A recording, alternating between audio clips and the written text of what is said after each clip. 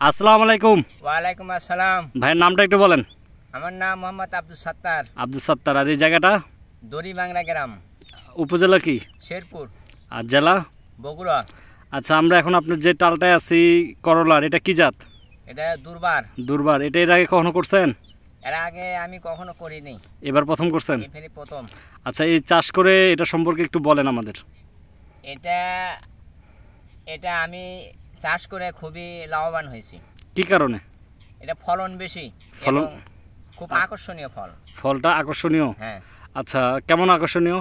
এটা এটাকারা ফল 100 থেকে 120 গ্রাম, 150 গ্রাম পর্যন্ত হয়। হয়, তার মানে করলা যে ছোট থাকার কারণে তুলতে সমস্যা হয়, না, এটা হয় নাই? এটা হয় না। আচ্ছা, বাজারে নিয়ে যাওয়ার পরে কেমন হয়েছে? তারা পছন্দ বাজারে নিয়ে করছে? যাওয়ার পরে আমার ফল মানে খুব অতি তাড়াতাড়ি বিক্রি হয়।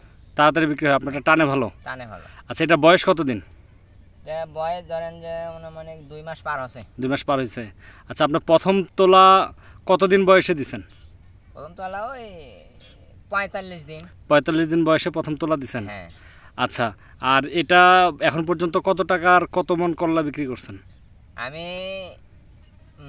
গত আজ থেকে ধরেন যে 19.5 মন বিক্রি করছি। 19.5 মন? হ্যাঁ।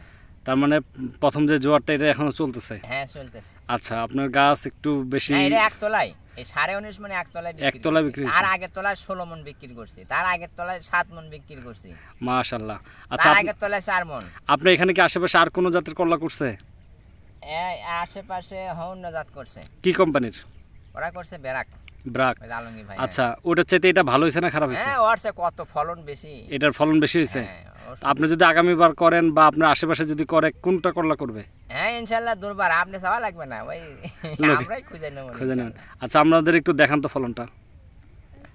মানে আপনি যেটা মেন ধরছিল ওটা তুলে ফেলছেন? হ্যাঁ, পুরো ধরাটা চলছে। কিন্তু আমি যেটা দেখতেছি এখন পর্যন্ত, এটা তো আপনার আইল নাকি? হ্যাঁ, ডাল।